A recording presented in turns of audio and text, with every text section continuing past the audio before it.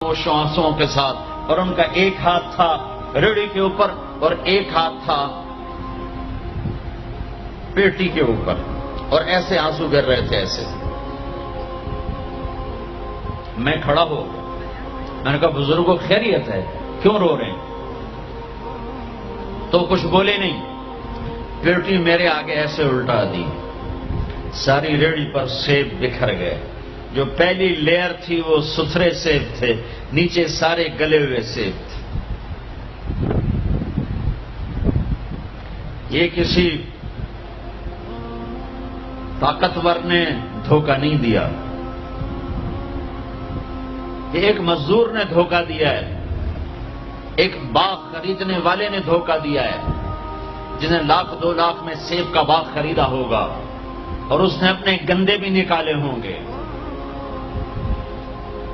ہائے ہائے